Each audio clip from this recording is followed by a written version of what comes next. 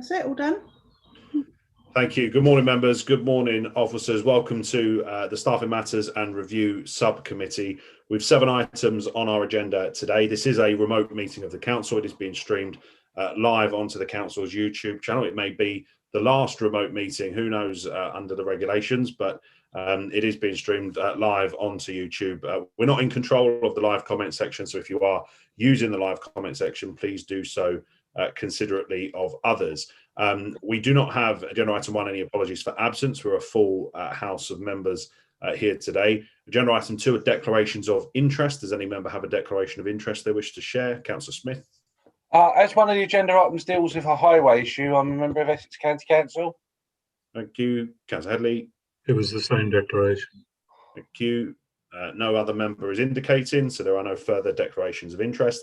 Agenda item 3 are the minutes of the previous meeting held on the 30th of December. Firstly, are there any matters arising from the minutes of that meeting that any member wishes to raise? In which case, if I ask members to unmute themselves, we'll record a vote on the minutes of the previous meeting. Councillor Smith. In favour. Councillor Baggott. Councillor Headley. Agreed. And I am in favour as well. Members would have seen we have a supplementary agenda item today, which I'm going to deal with first because that is in part 1. And this is in relation to the continuation of provision of free parking within the council's car parks. Paul Brace is here. So Paul, do you wish to give a brief overview, and then we'll open this up for a debate? Thank you, Chairman. As you can see, the report is to seek authorisation to continue our free parking for our council-owned car parks across the borough. We have so far had our car parks closed since the initial lockdown back in March, which continued until the end of June, as we were unable to collect money, etc., which meant that we would not be able to operate our car parks normally. So that was a COVID restriction. From July, we were able to reopen, but members at that time agreed that we would continue to keep car parks free to entice those back to the high street. So we have continued that right the way through up until the end of March, with a slight change back in December to have a charging starting from 3 hours.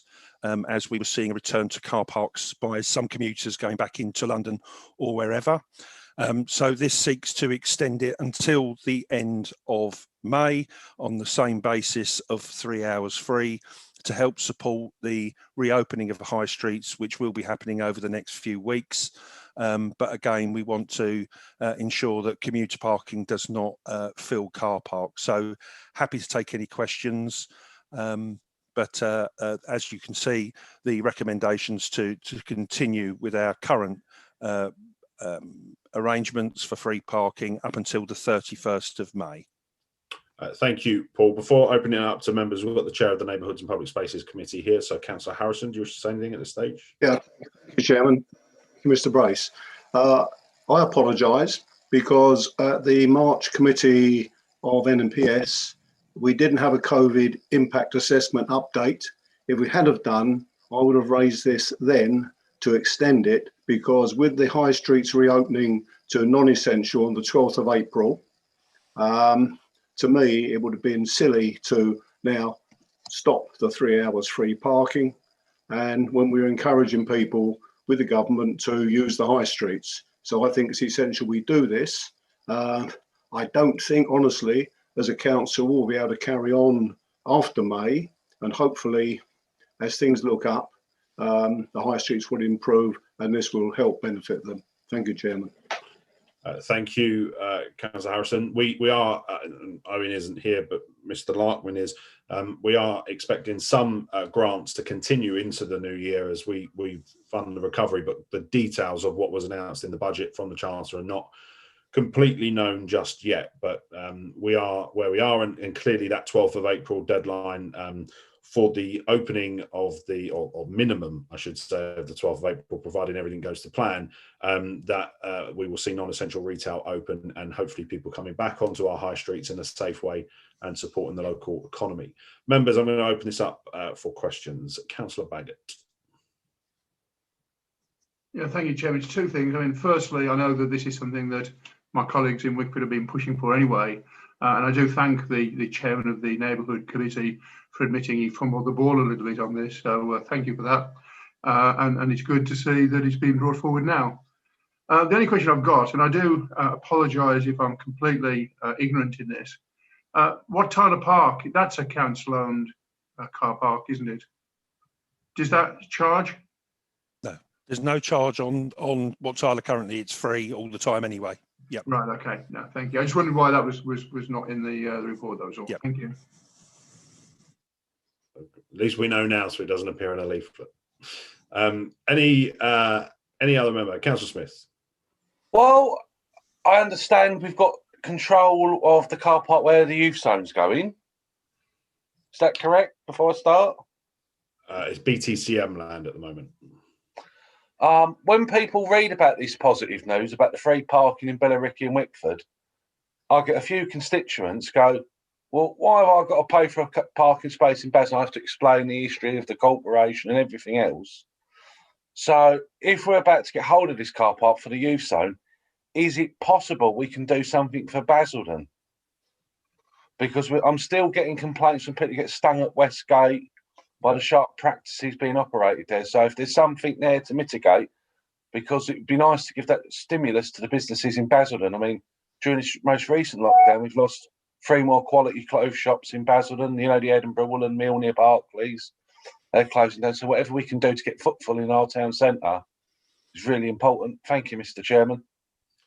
Thank you, Councillor Smith. My understanding is at the moment that is still under BTCM's ownership, so therefore any commercial decisions on the pricing arrangements would need to go through the BTCM board rather than be a decision for us here as councillors. But clearly, once we do take control of BTCM and the majority shareholding, there are decisions that we as councillors will be able to take at that stage. Councillor Baggott. Yeah, I think Councillor Smith's made a really, really good point, actually, because parking is important to Basildon. It is the lifeblood. Obviously, it is sad that with the his and your plans to build thousands and thousands of tower blocks in the town centre, that accentuates the need for parking. And I just wonder whether any thought has been put into how you're going to actually address that particular issue as well as the rest of the infrastructure in the town. Councillor Baggott, as you know, we are here to debate what is on this report. We're not here to debate planning applications that may or may not be coming forward in the town. We're not here to debate any of that. That's the first I've heard about thousands of tower blocks, so it gets better. These leaflets, Jesus. But anyway, Councillor Headley, you want to come back in, I think, on this. Yeah, and I haven't been able to visit the birth centre for some time because of the COVID. Can I just ask how well used the underground car park is at the Basildon Centre, or are most staff now working from home? That is the one car park in Basildon that you do control, and you could make a portion of it free for people needing to come into the town centre, if you wanted to. Paul, do you want to come in on that? Yep. So there's a couple of items there. Obviously, at the moment, with the current restrictions, no, the car park isn't at capacity. It's probably around about 50%. But certainly by June, we will more than likely be filling the car park downstairs. Even though that will have minimal staff within the building, it will more than likely fill that car park. There is also an issue around safety in the underground car park for people exiting it, because there is no natural exit from the car park that doesn't take the public through the building, and they have been using the slope, which has been assessed as dangerous. So it cannot really be opened as a public car park in its current design. So I'll quite happily get a report from our property department through Leslie O'Shea, because she'll be able to confirm the assessments that we've done. So we have looked at options for it, but couldn't come up with anything that would mean it would operate safely for the public. I'm not asking officers to spend any time or resources on an evaluation. The answer that's been given by the officer is more than adequate. It was just a trying to address an issue for the residents of Basildon that need to use the town centre.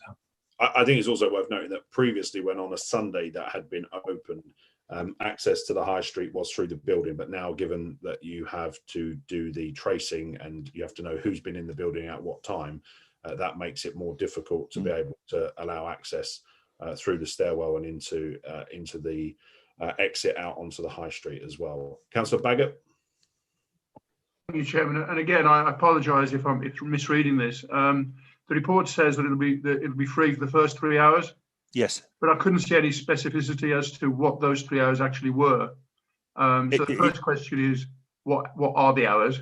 And secondly, how widely is it going to be publicised? I know for sure in Billericay, there has been confusion with the people using it as to when they can park free and when they can't in the past. So I think it is important that we have something up to make sure that people know exactly what those timings are. Right. Well, we've fortunately had 3 new machines put in, which means you do get a ticket for your free period. So it's clear that you can't pay for anything under. If you ask for anything over 3 hours, it will ask for a charge. Anything under 3 hours, then you will not be charged, but you will get a ticket. Therefore, you can place that in the car, and that is all times of. So whatever if you arrive at 12 o'clock, it will be for 3 hours. If you arrive at 9 o'clock, it will be for 3 hours. So it's at any time that we have the car park open, which I think is from about 6 a.m. to 8 p.m. So in those periods, you can have up to 3 hours free. Okay, so it's a 3 hour at any time. Yep. Because the way I read the report was the first 3 hours were the first 3 hours of opening. No, apologies. That's your first 3 hours of being there. So if you're anything over 3 hours, then you would have to pay. But okay, no, thank you. Good. Okay, members, no one else is correct. But SEP, sorry, Chairman, I think SEP also are checking. So anybody stays longer than 3 hours, you're likely to get a ticket. Yep. Councillor Headley. Yeah, perhaps the officer can remind me of the Radford Crescent one. My understanding was the majority of the users of Radford Crescent have long-term season tickets. They are primarily commuters who buy an annual season ticket. Are those annual season tickets being honoured, or are they being reimbursed for forward payment? They have been reimbursed, and then they restart as they wish to. Although that take-up has been quite minimal so far, Councillor. So we're keeping an eye on that. So that's now operating on a 3 hour basis. Thank you. Yep. Thank you. Members, the recommendation is on page 3 of the supplementary agenda. If I can ask members to unmute, we will take a vote on the agenda item. Councillor Smith. In favour. Councillor Baggott. For. Councillor Headley. For. And I am in favour as well. Thank you to Mr. Brace for that report. Agenda item 4 is the exclusion of the public and the press as we debate agenda item 5, which is a COVID-19 support package for a key contractor. So, members, the question is to move into part 2. So, Councillor Smith, how do you vote? In favour. Councillor Baggott. For. Councillor Headley.